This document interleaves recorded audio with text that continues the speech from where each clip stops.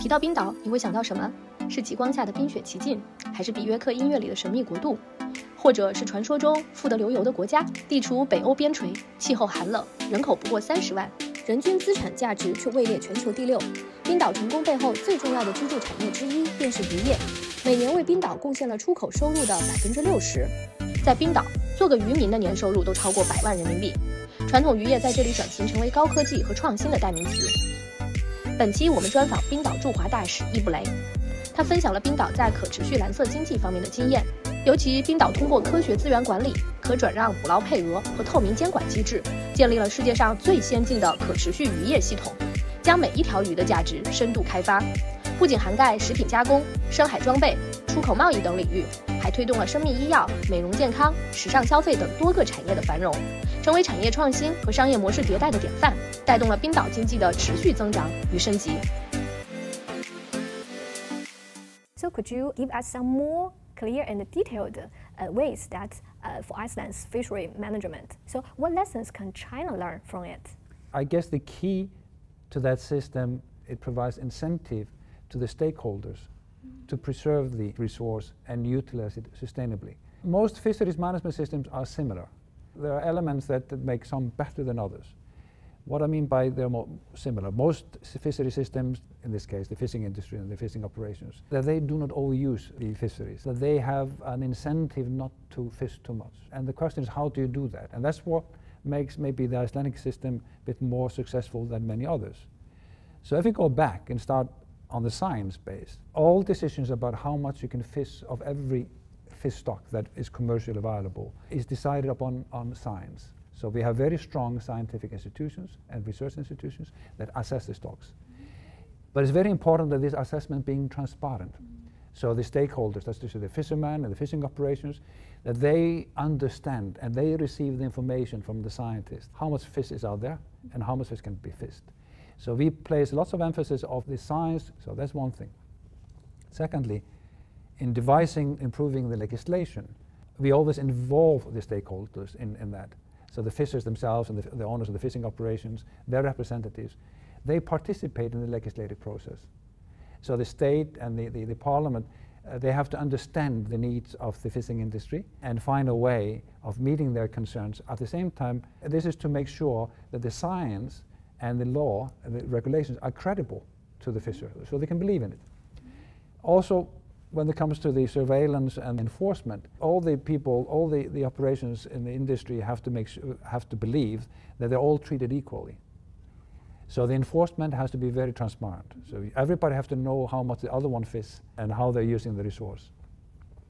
And finally, you have to have a system, like I said, that makes sure that the industry does not become too big for the resource.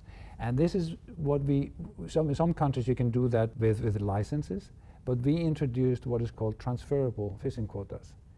That means industry, they can buy and sell quotas to the fish. Each one is allotted a quota, and that rationalizes the industry and reduces the number of boats and operations to match the capacity of fishing to the carrying capacity of the fishing, of the resource itself. In that system, what is the key thing is that the fishing companies themselves, it becomes their interest to fish less and not more, like was in the old days. Before we had a system that encouraged everybody to fish more, but this system, you profit more as a business by fishing less than more. And that has developed a fishing industry that focuses on that.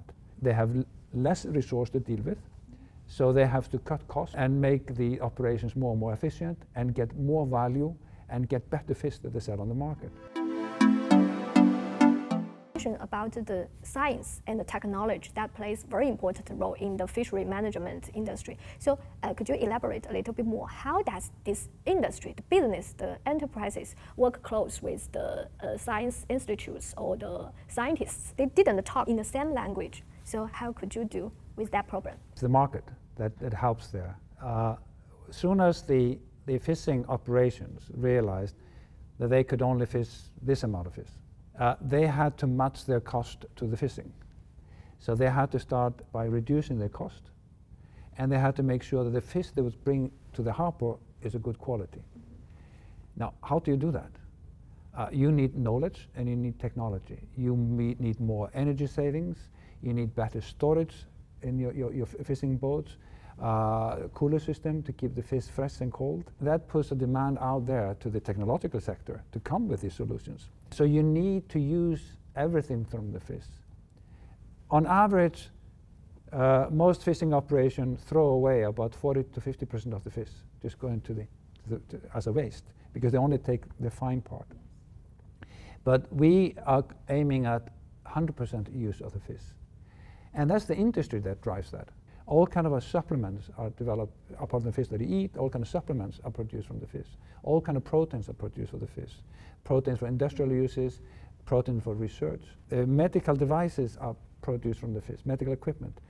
Special band-aids to treat people that have burned skin. It's used proteins that help cosmetics and skincare, and even fashion and design are using the bones and the skin to develop art, shoes, clothes, everything. So you create a whole demand and supply circle that is based on this notion, this logic of using everything. We have to use innovation. In Iceland you have got something that's called the Ocean Cluster. It is a private think tank, cooperative kind of thing that works with companies that are all related to the marine environment in one way or another. They can be fishing operations, they can be in chemistry, they can be in protein production, they can be in cosmetics, they can be in whatever. And they work together in thinking about new creative ways of using the fish that we fish and create value. Since we mentioned about the trade between China and Iceland, so we would like to know, how do you see, maybe in next few years, what's the performance, do you think, trade between China and Iceland? Well, the trade is very strong between China and Iceland. In terms of, I of course think about the export to China, but trade has to be mutual. It has to be flowing in both ways to be profitable. Marine resources, fish is the most important commodity that we export to China. And not all of that goes into on the dish of the Chinese. Some of it goes and is eaten by the Chinese, but some of it is processed here or reprocessed in China and re-exported from China. So there's a whole industrial cycle that goes together. Then of course we benefit a lot on the Chinese market with high-tech technologies that we sell into the market, both food product related and also health related, energy related. We do lots of renewable energy here in China. So in essence, the trade our export to China is mostly based on sustainability, on commodities and technologies that preserve the climate and make sure that we use better the food that we produce. Mm-hmm. Yes, that's very important for China. Now, our economy is still booming, and we still need to upgrade our industry from not very sustainable into sustainable ways. So this must have a very huge demand, not only for the equipment, but also for a lot of maybe strategy, policies, or a lot of things. I think, but China is advanced when it comes to food technology. Where I think you're weak is the general awareness of the people. What worries me often in China when I go about and I buy things, I'm amazed by the amount of plastic that is on everything that you buy. When I buy fruits, they're all in some extra, instead of putting them just in one paper bag, every mango in a plastic wrapping. This is what worries me in China, because plastic is one of the worst polluter now for the marine environment. It really is having very bad effect on our ecosystem and on other resources. And then it comes into us as we eat the fish, and then the plastic comes in our own bodies and has health effect on us. China needs somehow to improve the education in your schools and and through the media. We don't need all this plastic.